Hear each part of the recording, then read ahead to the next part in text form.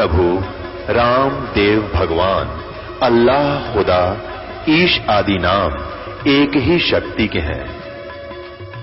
वो कैसा है, कहां है, कैसे मिलता है, किसने देखा है? ये प्रश्नवाचक चिन्ह पूर्ण रूप से हटाने के लिए अवश्य सुनिए जगत गुरु तत्वदर्शी संत रामपाल जी महाराज के अमृत वचन, सर्व पवित्र धर्मों के पवित्र शास्त्रों के आधार पर।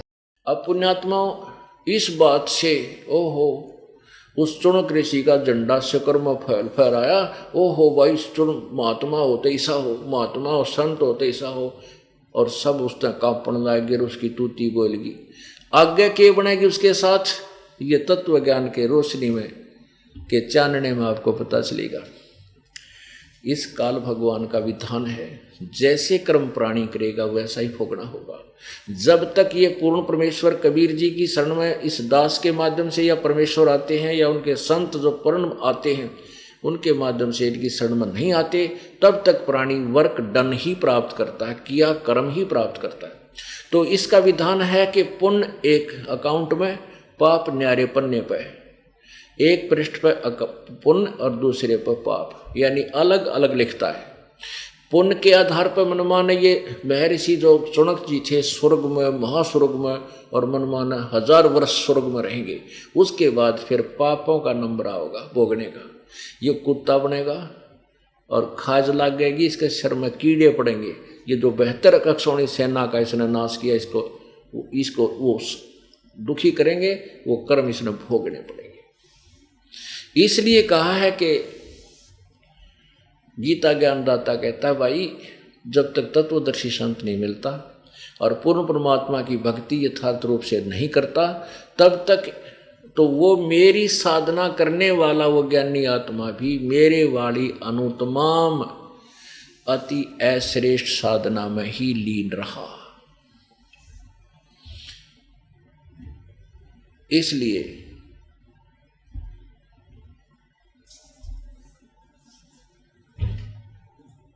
अब हमने इस ज्ञान को समझना है इस दृष्टिकोण से। अब गीता ज्ञानदाता ये ब्रह्म है और ये स्वयं भी कहता है कि मैं भी उसी पूर्ण परमात्मा की शरण में हूं, मेरा पूज्य देव भी वही है।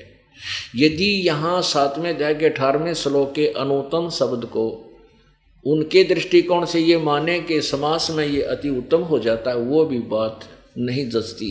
कैसे? गीता ज्ञान दाता कहता है कि मेरा पूज्य देव भी वही परमात्मा है जिसने सभी ब्रह्मांडों की रचना की है और मैं भी उसी की शरण में हूं। अब इन्होंने और अनुवाद गलत कर रखा है, वो दिखाता हूं आपको। ये देखिएगा श्रीमद् भगवत गीता, इसके अध्याय नंबर 15 के और श्लोक नंबर 4 में, ये श्लोक नंबर 4 में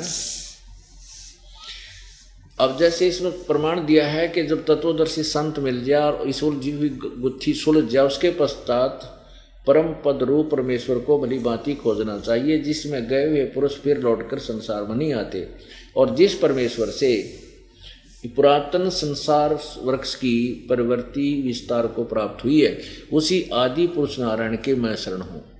इस प्रकार दृढ़ निश्चय करके उस परमेश्वर का मनन और निधि ध्यान करना चाहिए। इसमें स्पष्ट है, गीता ज्ञानदाता कह रहा है कि वो अपने विषय में 4थे अध्याय के 5वें श्लोक में कहा कि अर्जुन तेरे और मेरे बहुत जन्म हो चुके, तू नहीं जानता मैं जानता हूं। 9वें में कहा कि मेरे जन्म कर्म अलौकिक है।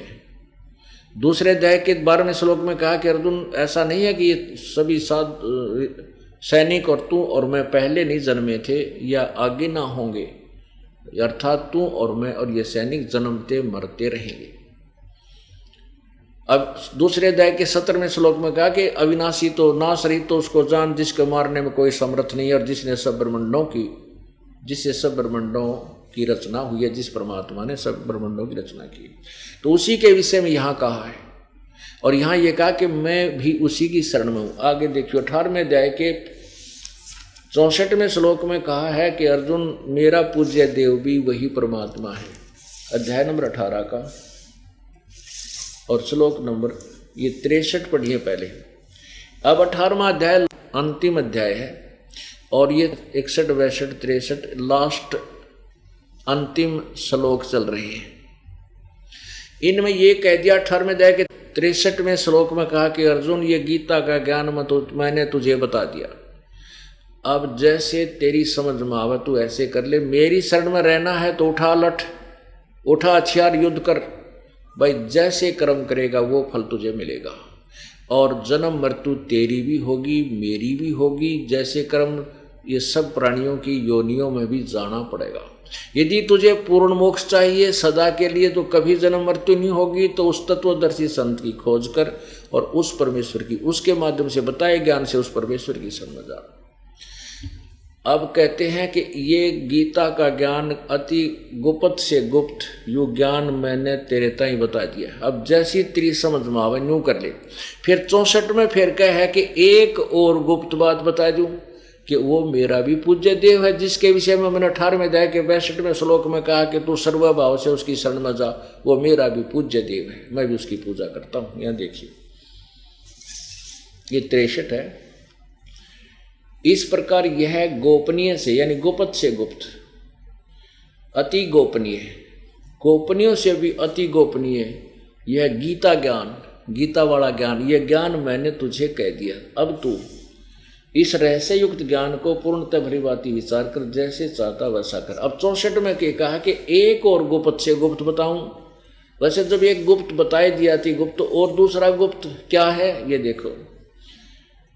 सर्व गुहतमम भूय शरणों में परमम वचः इष्ट असी में दृढ़म इति तत्वक्ष्यामि ते हितम। ओह, अब इसका लिंक इस 62वें श्लोक से है। ये देखो 18वें अध्याय का ये 62वां श्लोक है। हे भारत, सब प्रकार से उस परमेश्वर की शरण में जा।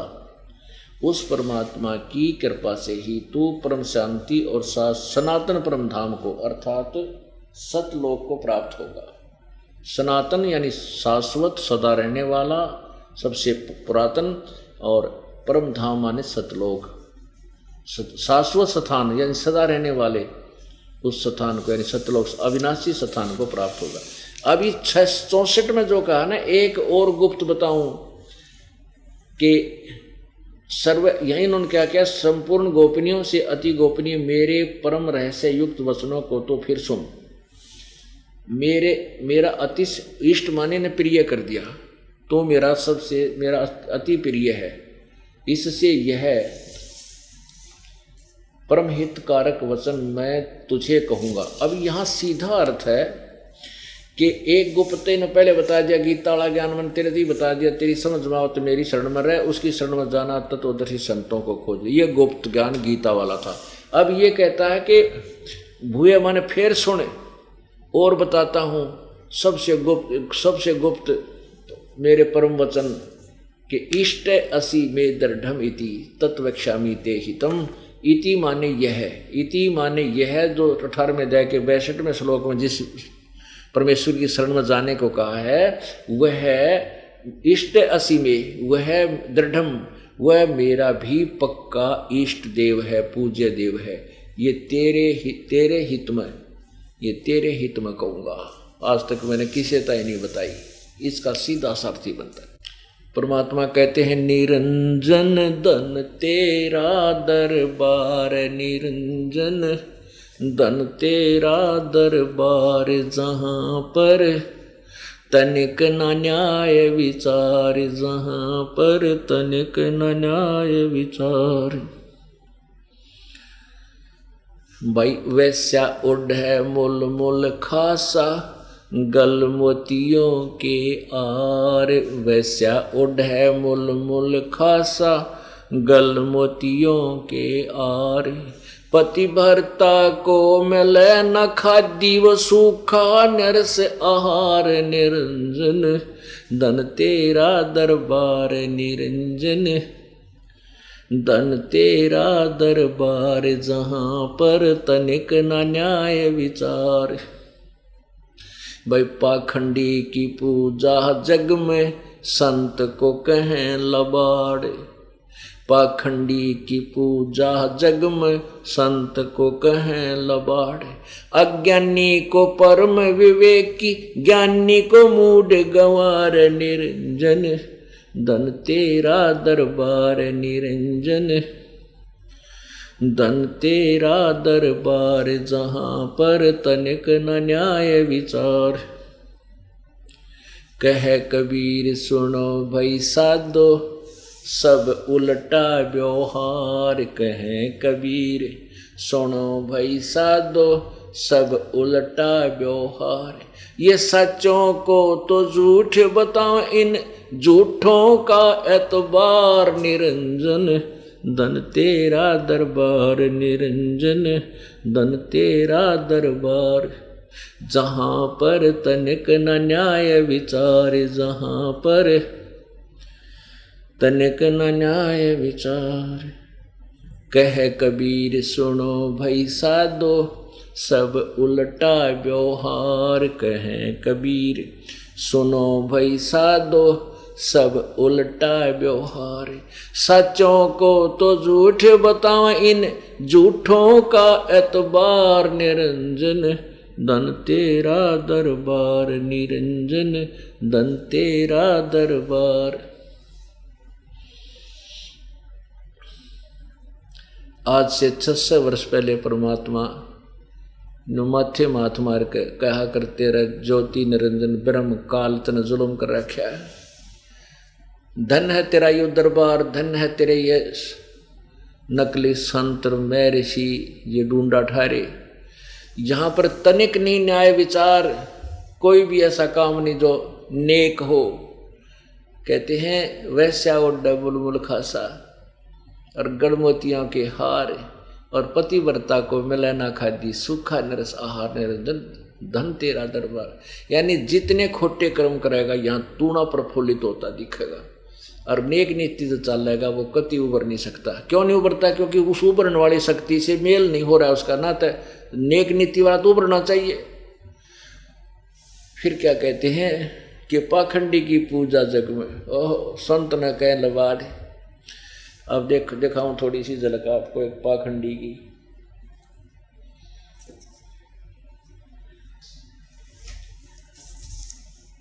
अब यो एक घनाडी पाक रहा था इस अड़ेसी का, यो देखो महर्षि दयानंद सत्यार्थ प्रकाश। देखो अब स्वामी जी इस पोज ने देख कर तो आदमी कटका मर जाए, इसके ऊपर रख के बहुत चौड़ा पाट रहा ऐसा महापुरुष, और कतियो तो भगवान से मिल चुका होगा।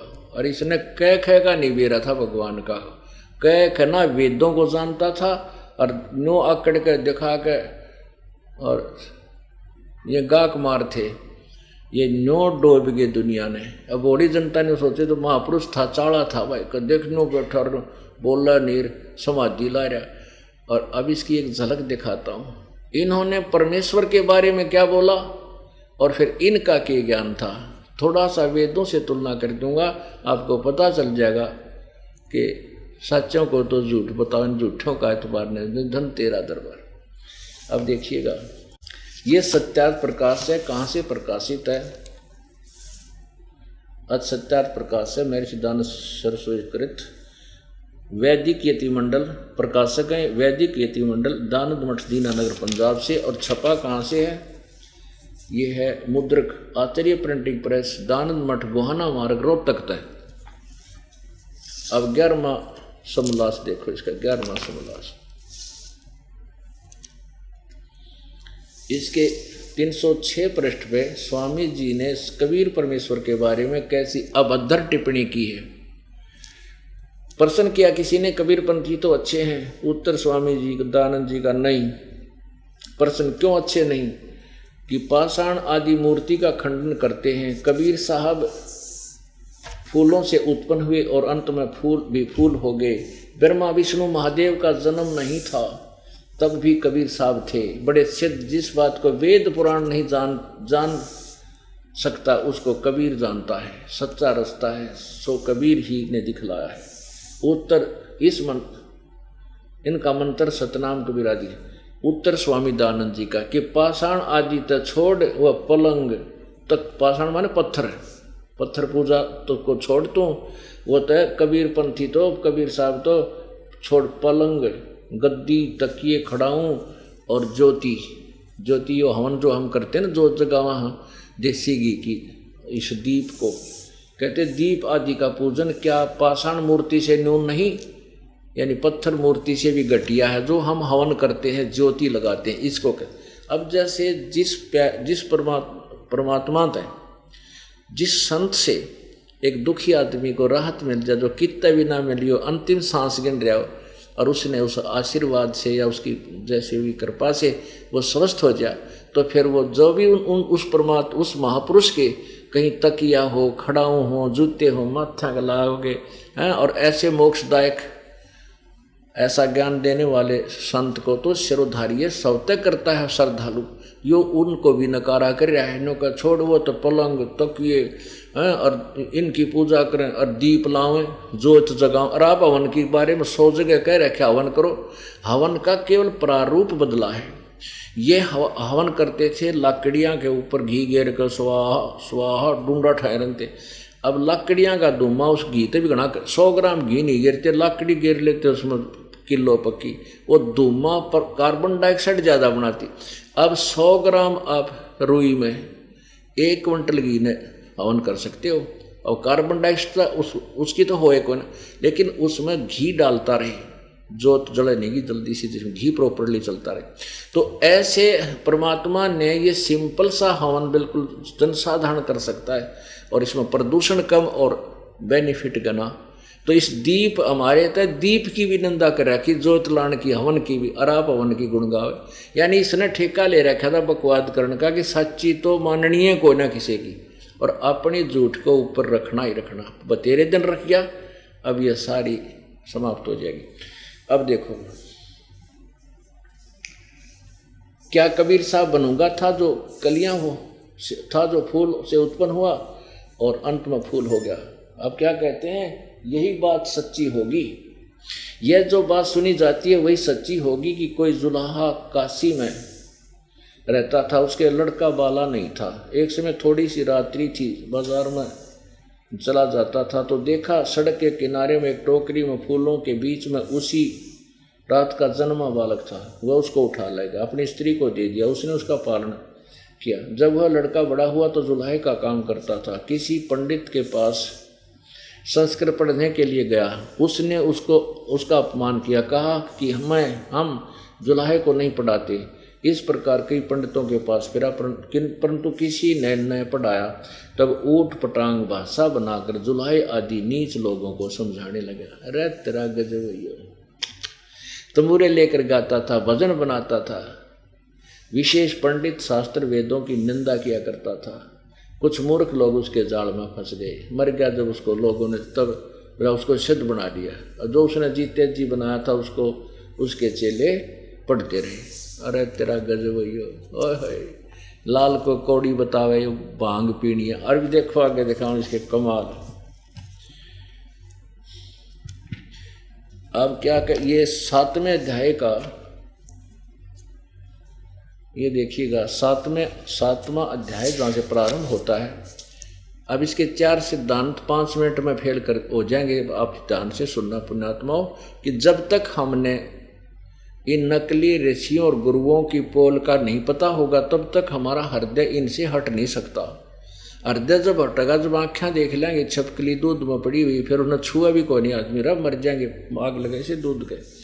तो अब यह छपकली दिखाओगा दास साहब को, दूध में, इनके दूध में छपकली है, ये नो के मोटी मलाई है। अब देखो ये 7वां समोल्लास है। इसमें किसी ने प्रश्न किया कि वेद में ईश्वर अनेक, इस बात को तुम मानते हो वा नहीं? उत्तर स्वामी जी का कि नहीं मानते, क्योंकि चारों वेदों में कहीं नहीं लिखा है जिससे अनेक ईश्वर सिद्ध हों, किंतु यह तो लिखा है कि ईश्वर एक है। अब यहाँ एक विचारणीय विषय है, ध्यान देना पुण्यात्माओं। सब इसी सत्यार प्रकाश के प्रथम समोल्लास में ये क्या लिखते हैं, ये देखिए प्रथम समोल्लास 15 पृष्ठ पे यहां लिखा है कि सबसे बड़ा होने से ईश्वर का नाम ब्रह्म है, यानी ब्रह्म को हो चाहे ईश्वर को हो, इन्हीं की दृष्टि में ईश्वर का नाम ब्रह्म है। ठीक है। अच्छा, यहां किसी ने पूछा कि वेद में 151 पृष्ठ पर शटार्ट में वेद में ईश्वर अनेक है, यानी ब्रह्म अनेक है, इस बात को तुम मानते हो वा नहीं? उत्तर स्वामी जी कहते हैं दाना जी नहीं मानते, क्योंकि चारों वेदों में कहीं नहीं लिखा इस जिससे अनेक ईश्वर यानी अनेक ब्रह्म सिद्ध हों। यहाँ स्वयं कहते हैं सबसे बड़ा होने के कारण से ईश्वर का नाम ब्रह्म, ईश्वर को हो चाहे ब्रह्म को हो। तो यहाँ कहते हैं वेद में कहीं नहीं लिखा जो अनेक ईश्वर यानी ब्रह्म सिद्ध हों, और अब पे सिद्ध करने लग रहा है तरह के भैया। यहाँ देखो 154 पे किसी ने प्रश्न किया 7वें समोल्लास का 154 पे कि ईश्वर निराकार साकार है व निराकार? स्वामी जी कहते हैं निराकार। यहाँ देखो 154 पे कह रहा है निराकार, 155 पर साकार सिद्ध कर रहा है। क्या है कि परमेश्वर की स्तुति प्रार्थना उपासना करनी चाहिए व नहीं? उत्तर स्वामी जी की करनी चाहिए। प्रश्नकर्ता कहते हैं क्या स्तुति आदि करने से ईश्वर अपना नियम छोड़ स्तुति प्रार्थना करने वाले का पाप छुड़ा देगा, यानी पाप नाश कर देगा? स्वामी जी कहते हैं नहीं। तो फिर प्रश्नकर्ता कहते हैं फिर स्तुति प्रार्थना किस लिए करें, क्यों करें करना? स्वामी जी उत्तर देते हैं उनके करने का फल अन्य ही है। प्रश्नकर्ता ने कहा क्या फल है फिर? तो स्वामी जी कहते हैं स्तुति से पाप तक कटे नहीं, साधना से। स्तुति से ईश्वर में प्रीति, उसके गुण कर्म स्वभाव से अपने गुण कर्म स्वभाव का सुधरना, प्रार्थना से निरभिमानता, उत्साह से सहाय का मिलना, और उपासना से परब्रह्म से मेल और उसका साक्षात्कार होना। अरे वाह भांग पीनिए। यहाँ तो कह रहा है निराकार है, और यहाँ 2 पृष्ठ पहले कह रहा है कि कोई अनेक ब्रह्म नहीं है, अनेक ईश्वर नहीं है, कहीं नहीं लिखा। और आप कह रहा है कि उपासना से पाप भी नहीं कटते, उपासना से परब्रह्म से मेल और उसका साक्षात्कार हो जाता है। इस निराकार सिद्धांत को भी फेल किया, और वो अनेक ब्रह्म नहीं है उस परब्रह्म शब्द लिखा है। परब्रह्म माने दूसरा, नेक्स्ट, अनोदर, जैसे दादा और एक परदादा, दूसरा दादा। परब्रह्म का सिंपल सा अर्थ है पर माने दूसरा, दूसरा ब्रह्म। 2 ब्रह्म आप सिद्ध कर दिए, रुआन कहीं नहीं लिखा। मैं क्यों भांग पियो है, कुछ मुंह मांगे वो बांट दिए, संस्कृत में बोला और क्या समझ में आओ को ना। तो मैं ऋषि पाक गया। अब यहाँ तीनों छोरी फैल होगी इसकी, तीनों कौन कौन सी? परमात्मा ईश्वर एक नहीं, ब्रह्म एक नहीं, एक है अनेक नहीं। आप पे कह दिया पर ब्रह्म से मेल, और निराकार है तो वो पहले ही मेल था, सर्वव्यापक है, और तो वो पहले ही मिला हुआ था। साधना से फिर कैसे मेल हुआ? और साक्षात्कार तो साकार का होता है, निराकार का होता है कोई। अब जैसे कोई कहे कि उपासना से पाप नहीं कटते, भगवान की भक्ति तो पाप नहीं कटते, रतरा गजब हो। कोई कहे कि औषधि खाने से रोग तो कटता नहीं, पहलवान हो जाएगा, तो क्या वो वैद्य की स्टेटमेंट हो सकती है? वो तो कति नशेड़ी आदमी होगा, बकवाद करे। और कोई न कहे साबुन से मैल नहीं नाश नहीं होता, साबुन कपड़े का मैल नहीं छुड़वाता, तो और क्या करता है कि मजबूत कर देता है। तो ना तो उसने स्वप्न जिंदगी में साबुन प्रयोग किया, ना देखा। वो कति बकवादी आदमी है, झूठ बोलता फिर है। वो कोई एक एरड पेरड हुआ करे ना, वो बोल लग रही इसी स्टेटमेंट है। तो अब ये वेदों का ज्ञाता कब हमारी ऐसी स्टेटमेंट। अब आपको यजुर्वेद दिखाते हैं, इन्हीं के द्वारा भाषा भाष्य देखिएगा। यजुर्वेद ये क्या कहते हैं कि वेद सब सत्य विद्याओं का पुस्तक है, महर्षि दयानंद। ये बात इसकी बिल्कुल सही है कि वेद में सत्य लिखा है, और आप वेद के विरुद्ध सत्यार प्रकाश में कहता है पाप अक्षमा नहीं होते, और वेद कहता है पाप अक्षमा होते हैं, घोर पाप भी भगवान काट देता है। अब देखो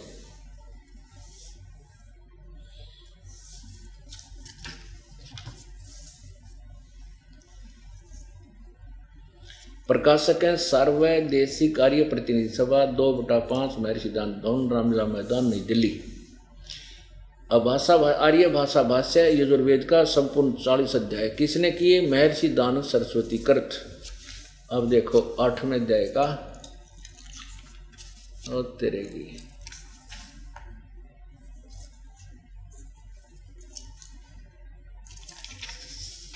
ये 8वां अध्याय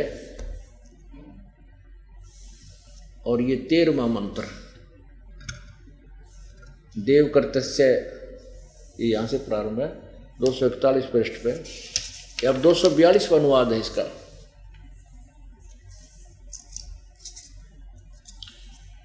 ये सबके उपकार करने वाले मित्र, मित्र माने परमात्मा।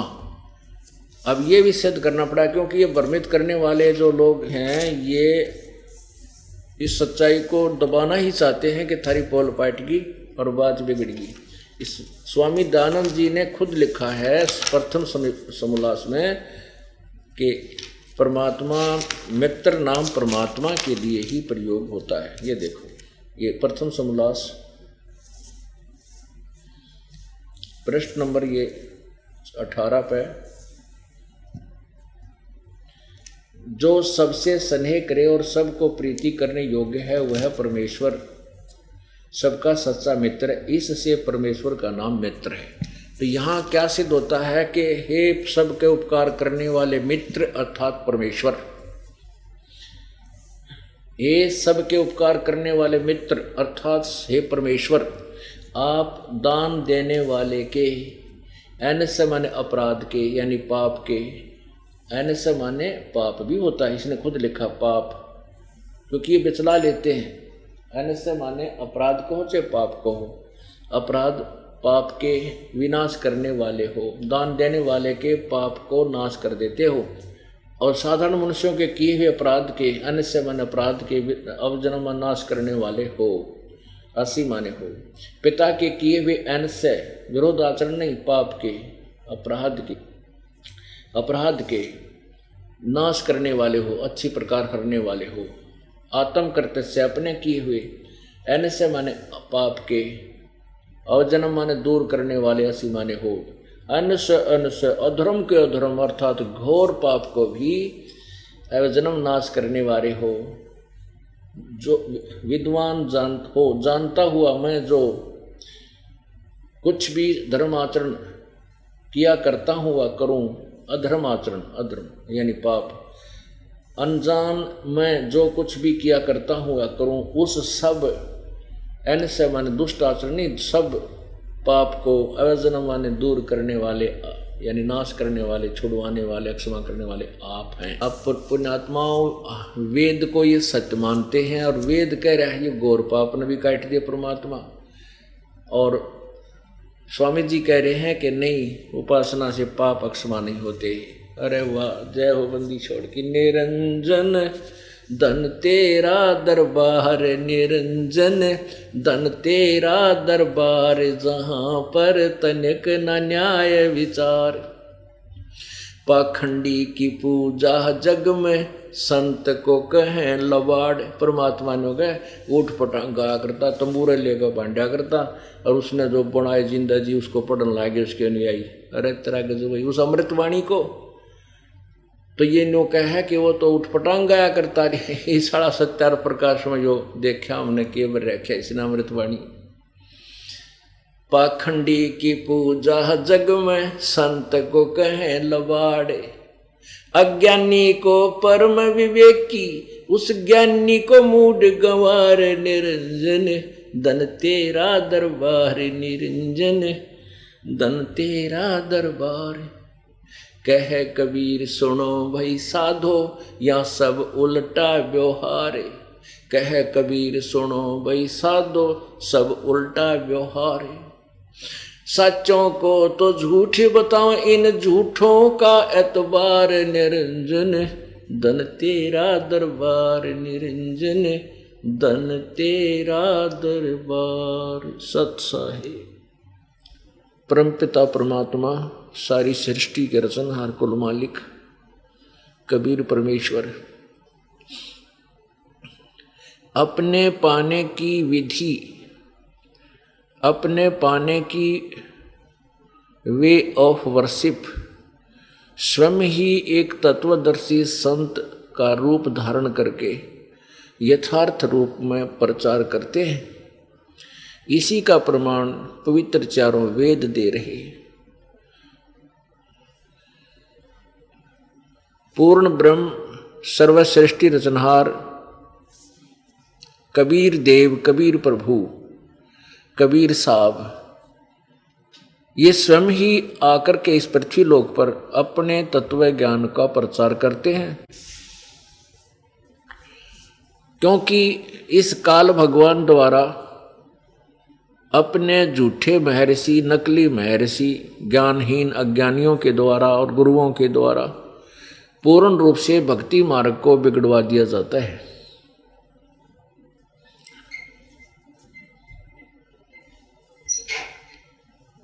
और श्रद्धालु नास्तिक होकर के विकारों में ग्रस्त हो जाते हैं। ये सभी कबीर परमेश्वर की आत्मा है। उसी कबीर परमेश्वर ने अपने बच्चों की दया आती है। इस काल ने परमेश्वर के बच्चों की ऐसी दुर्गति कर रखी है, कोई गधा बना दिया, कोई गधी बना दी, कोई कुत्ता बना दिया, कोई कुतिया बना दी, कोई कोड्डी, किसी का कैंसर हो रही है, किसी की टांग कट गई, किसी का बेटा मर गया, किसी की बेटी विधवा। ऐसी पीड़ा दे रखी है कि दिन रात ये प्राणी तड़पते रहते हैं। क्योंकि ये निर्दयी भगवान है, ये काल है, ये ब्रह्म कहलाता है। वो परमेश्वर अपने बच्चों को यहाँ से निकालने का भरसक प्रयत्न कर रहा है, लेकिन काल ने हमारे ऊपर इन तीनों गुणों का ऐसा प्रभाव डलवा दिया, रजगुण ब्रह्मा, सतगुण विष्णु, तमगुण शिव जी के द्वारा, कि हम यहीं के इस अस्थायी सुख, झूठे सुख को सुख मान बैठे। वो परमेश्वर आकर के एक सिंपल मैन की तरह, साधारण मनुष्य के जैसा एक रोल करता है, भूमिका करता है। और एक दास के अंदर, एक भक्त के अंदर जो गुण होने चाहिए, वो गुण भी उसी परमात्मा में पूर्ण होते हैं। वही वो भूमिका पूर्ण रूप से करता है। और एक तत्वदर्शी संत में क्या गुण होने चाहिए, उसके पास कैसा ज्ञान होना चाहिए, वो भी ज्ञान, वो भी गुण उस पूर्ण संत, तत्वदर्शी संत वाले भी कबीर परमेश्वर में ही होते हैं। उस समय तत्काल में, तत्कालीन समय में जो परमात्मा आते, उसके बाद तो कोई संत, तत्वदर्शी संत होता ही नहीं। और एक दो चार जो परमात्मा ने अपनी कृपा से जिनको अपना यथार्थ स्थान सतलोक दिखाया, अपने साक्षी बनाए, उनकी किसी ने सुनी नहीं, क्योंकि उस समय श्रद्धालु लोग अशिक्षित थे। तो कहने का तात्पर्य ये है कि वो परमात्मा स्वयं ही आकर के अपने पाने की यथार्थ विधि बताते हैं। क्या बताते हैं? गुरु गोविंद दोनों खड़े, गुरु गोविंद दोनों खड़े, काके लागू पाए, बलिहारी गुरु अपना जिन गोविंद दियो मिलाए। अब परमेश्वर क्या बताना चाहते हैं? गुरु बड़े गोविंद से मन में देख विचार, हरि सुमरे सो रह गए, गुरु सुमरे हुए पार। सात दीप नौ खंड में गुरु से बड़ा ना कोई, करता करे न कर सके, गुरु करे सो होए। अब परमात्मा क्या कहते हैं कि जिसमें कबीर परमेश्वर आए थे, वो एक सच्चे गुरु, सतगुरु, वास्तव में गुरु थे। और जिसको ये भगवान मानते हैं, कर्ता मानते हैं, ब्रह्म को, ज्योति निरंजन को, वो कुछ नहीं कर सकता। परमात्मा ने इसको कहा था कि तू मेरे बच्चों को दुखी मत करना, ये तेरे साथ नालायक जात हो रहे हैं, पर तंग मत करना, नहीं तेरे को मैं बख्शूंगा नहीं। तो इसने कहा था परमात्मा मैं सत्य का राज करूंगा, जैसा कोई कर्म करेगा मैं उसका वैसा ही फल दे दूंगा। तो इस काल ने का एक परमात्मा ने एक विधान बनाकर दिया है, तो उस विधान अनुसार ये कुछ भी परिवर्तन नहीं कर सकता। जैसे कर्म प्राणी करता है वैसे ही फल दे सकता है। केवल कबीर परमेश्वर पूर्ण ब्रह्म परम अक्षर ब्रह्म ही हमारे पापों का नाश करके हमें दुखों से सुख दे सकता है। दुख में समाप्त करके, क्योंकि पाप से दुख होते हैं, अपराध से सजा मिलती है, अपराध माफ होते ही सजा मुक्त हो जाते हैं। केवल वो परमात्मा ही हमारे पाप कर्मों का नाश कर सकता है। जैसा कि यजुर्वेद पवित्र यजुर्वेद अध्याय नंबर 8 के श्लोक नंबर 13 में आपने कल आंखों भी देखा और सुना। तो यहां परमात्मा कहते हैं कि 7 दीप नौखंड में उस समय जो परमेश्वर होते हैं उस एक ही तत्वदर्शी संत विश्व में होता है और उसी से सर्व लाभ होते हैं, क्योंकि वो या तो स्वयं परमेश्वर होते हैं या परमेश्वर का दास उसका कृपा पात्र होता है, तो उसी से लाभ होता है। इसलिए कहते हैं 7 दीप नौखंड में गुरु से बड़ा ना कोई। यदि गुरु हो तो ये नकली गुरुओं के ऊपर लागू नहीं होती। इन्होंने इस तत्वदर्शी संत के गुणों को, जो उसके अंदर होते हैं गुण यानी उसके मेरिट होते हैं, उनको नकलियों के ऊपर लगा लिया, छाप लगा ली। उनसे कोई लाभ नहीं होने वाला। तो ये उस तत्वदर्शी संत जो परमेश्वर कबीर जी का कृपा पात्र हो या स्वयं कबीर परमेश्वर हो, इन द फॉर्म ऑफ गुरु, जो परमात्मा की भूमिका कर रहे होते हैं, तो उस अपने विषय में और फिर अपने द्वारा भेजे हुए दास के विषय में कह रहे हैं 7 दीप नौखंड में, 7 दीप नौखंड में गुरु से बड़ा ना कोई, करता करे न कर सके गुरु करे सो होवे।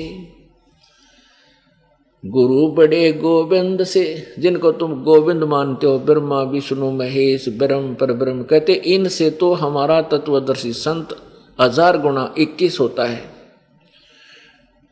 यानी उनसे उस अत्यधिक लाभ वो देता है। या परमात्मा तो आते हैं, वो तो कहना ही क्या। फिर परमेश्वर कबीर जी कहते हैं मम संत मुझे ही जान मेरा ही स्वरूपम, मेरे द्वारा भेजे गए मेरे संत को, मेरे कृपा पात्र तत्वदर्शी संत को मुझे ही समझ लेना, मेरा ही स्वरूप जानना। अब क्या बताते हैं, गुरु गोविंद दोनों खड़े, एक तरफ तो तत्वदर्शी संत खड़ा और मान लिए एक तरफ भगवान आके खड़ा हो जाए, तो आपकी श्रद्धा गुरु जी में परमात्मा से भी अधिक हो। क्यों? क्योंकि आपने परमात्मा को देखा नहीं, और जिस फॉर्म में भगवान सतलोक में है, साकार है, उसका शरीर इतना तेजो में है, आप उसे देख नहीं सकते। दृष्टि आपकी उसके जैसे उल्लू सूर्य नहीं देख सकता।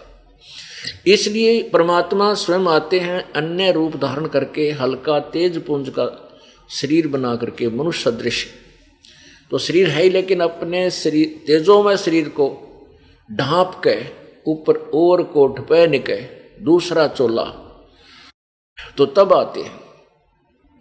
तो कहते हैं एक तरफ तो गुरु जी खड़े हैं, दूसरी तरफ आपके सामने भगवान है, तो आप किसके चरणों लगोगे? तो परमात्मा आप ही उसका उत्तर दे रहे हैं कि बलिहारी गुरु आपना, जिसने गोविंद दिया मिलाए, कि मैं तो उस गुरु जी के ही चरणों के ऊपर बलिहारी हूं जिसने भगवान मिला दिया। अगर गुरु जी ना होते तो भगवान नहीं मिलता, तो मेरा भगवान किस काम का, पहले मैं धक्के खाता फिर ही था। और फिर क्या कहते हैं, कबीर हरि जय रूठ जा। यदि भगवान रुस गया, परमात्मा रुष्ट हो गया आपका, तो गुरु की शरण में जावे। और कह कबीर गुरु रूठ गए तो हर ना करे सहाय। अब जैसे किसी व्यक्ति के ऊपर आपत्ति आने लग जाए, आपत्ति पे आपत्ति आनी शुरू हो जाती है, क्योंकि उसके पुण्य कर्म समाप्त हो जाते हैं और पापों का दौर प्रारंभ हो जाता है। तो उस समय उस पर आपत्तियों पर आपत्ति प्रारंभ हो जाती है। तो वो अपने आप कहा करा, भाई मेरा राम रूस गया, मेरा भगवान रुष्ट हो गया, मेरे कर्म फूट गए, यानी शुभ कर्म समाप्त हुए, पाप कर्म प्रारंभ हो गए, मेरा भगवान रूस गया। अब जैसे इस पंक्ति को स्पष्ट करते हैं कि गुरु गोविंद दोनों खड़े किसके लागू पाए, बलिहारी गुरु अपना जिन गोविंद दियो मिलाए। जैसे आप उदाहरणार्थ जल को भगवान समझो और हैंड पंप जो नल का लगाया जाता है जमीन में, उसको आप गुरु समझो। हैंड पंप एक तरफ तो हैंड पंप है और दूसरी तरफ एक घड़े में जल है। और परमात्मा कहते हैं, यह उदाहरण देना चाहते हैं कि एक तरफ तो गुरुजी हैं यानी हैंड पंप, और दूसरी तरफ वो भगवान है, घड़े में जल, आपके पुण्य आपके पास है। तो कहते हैं आप इस नलके में थे, नलके और घड़े में से किसको चुनोगे, किसको सिलेक्ट करोगे? तो बुद्धिमान व्यक्ति हैंड पंप को स्वीकार सिलेक्ट करेगा, चुनेगा, क्योंकि मटके का पानी तो 5-4 बार पिया खत्म होया, समाप्त हो जाएगा। और नलके से फिर चाहे 100 मटके भर लो, 100 घड़े भर लो जल के, शीतल जल के, स्वादिष्ट जल के। तो इस प्रकार गुरुजी तो हैंड पंप समझो और आपके पुण्य आपके पास, आपके घड़े में पानी है, उसको भगवान समझ लो।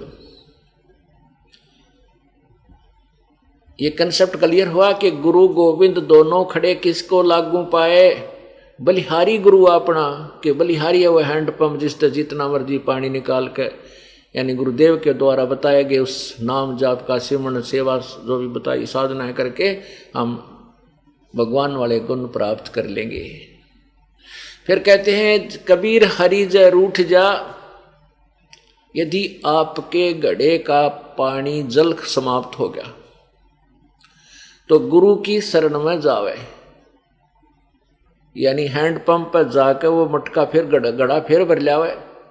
और कह कबीर गुरु रूठ गए, जब हैंड पंप खराब हो गया तो वो हर नहीं करे सहाय, वो जल आपकी मदद नहीं कर पाएगा क्योंकि वो समाप्त हो जाएगा।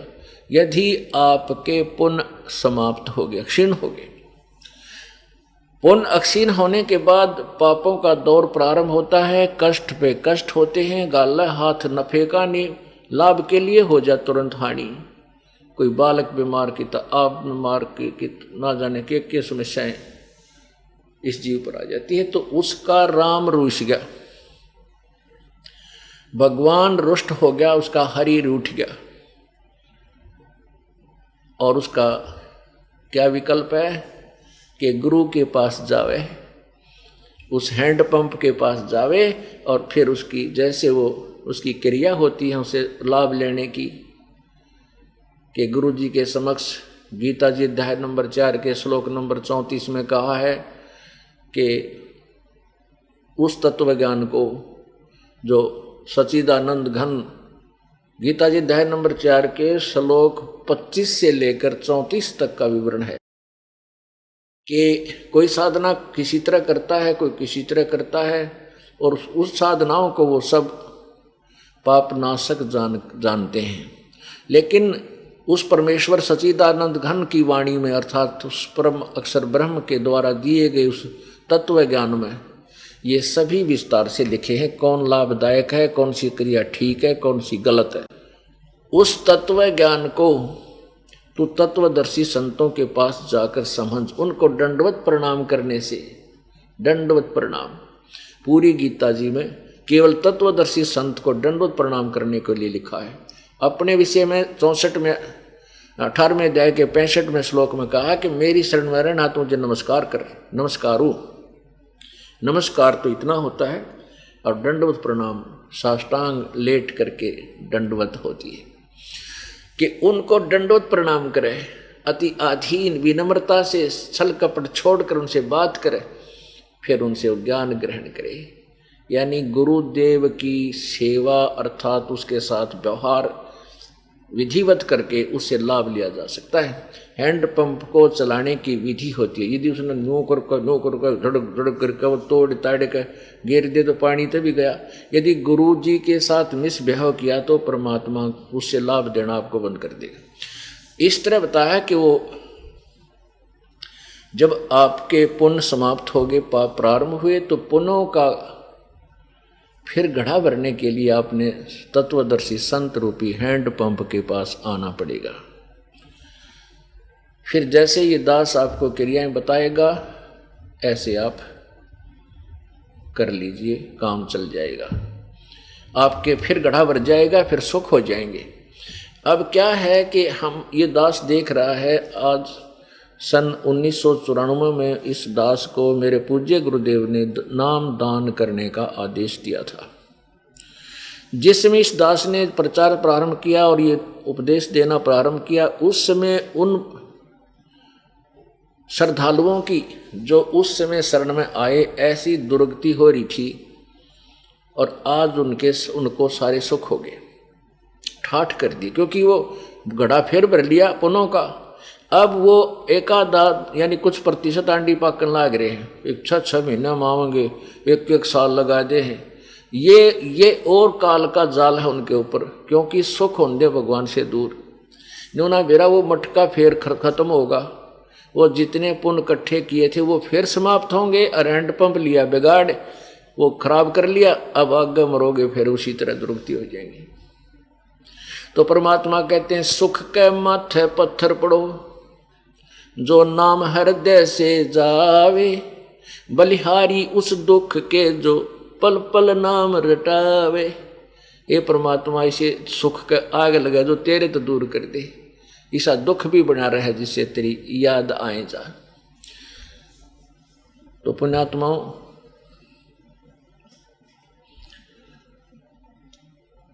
गुरुदेव के विषय में हमने कितना सावधान रहना चाहिए। और सत्संग में आने से इस काल के जाल का पता लगता रहता है। कुछ दिनों जैसे महीने 2 महीने 6 महीने सत्संग नहीं सुनोगे तो आपके ऊपर फिर वही व्यवहारिक लोगों की बातों की परत चढ़ने लग जाएंगी, आपका अंतःकरण मैला बन जाएगा।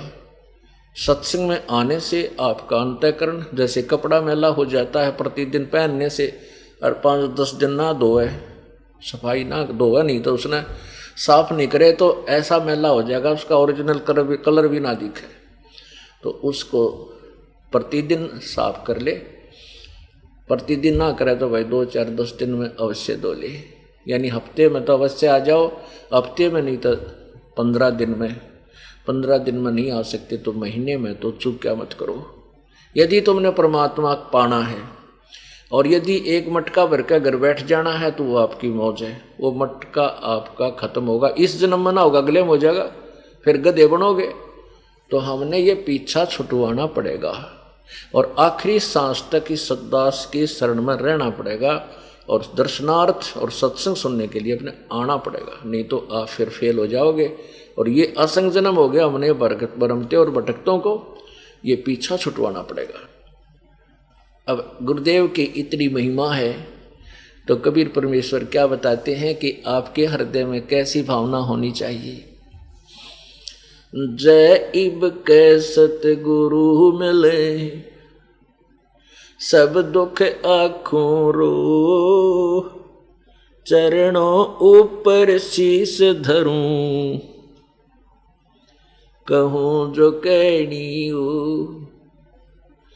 कबीर साईं मिलेंगे, पूछेंगे कुशलाते, आद्य अंत की सब कहूँ, अपने दिल की बातें। गुरु जी तुम ना भूलियो, चाहे लाख लोग मिल जाही, हमसे तुमको बहुत हैं, पर तुमसे हमको नाही। तुमरे विसारे क्या बने, किसकी शरण में जाऊं, शिव वृंच मुनि नारदा तिनके हृदय विना समाऊं। अब क्या बताते हैं कि जैब के सतगुरु मिल जावे,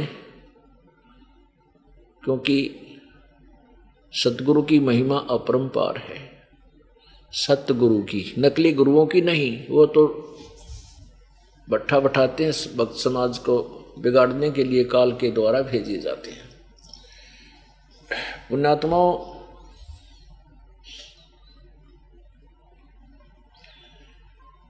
अब काल जो है ये सत भक्ति नहीं करने देता। अच्छी आत्माएं जो कभी परमेश्वर के चरणों में कबीर जी के जब आए थे, वो स्वयं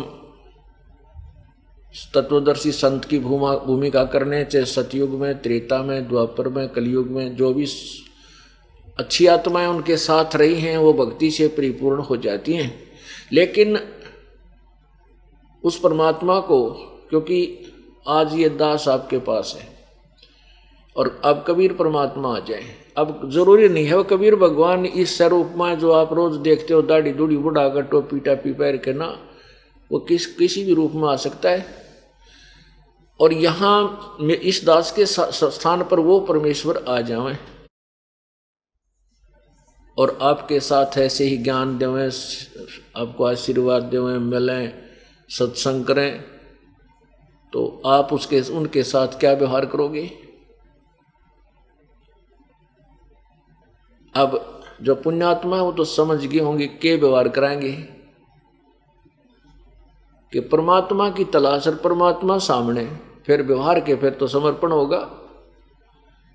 तो कहने का भाव ये है कि जैसे ये दास उस परमेश्वर का ही स्वरूप मानना होगा। कैसे? जैसे एक गणित के अंदर, मैथमेटिक्स में एक प्रश्न होता है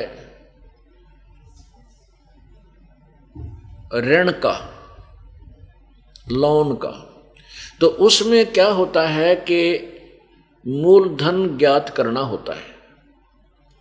मूलधन, उसके लिए उस मूलधन होता है करोड़ों रुपए में, लाखों और करोड़ों रुपए की राशि होती है। उसको प्राप्त करने के लिए मानना पड़ता है, मान लीजिए मूलधन 100 रुपये। 100 रुपये वो मूलधन नहीं है, वास्तविक मूलधन नहीं है, लेकिन वो सपोज करना पड़ेगा।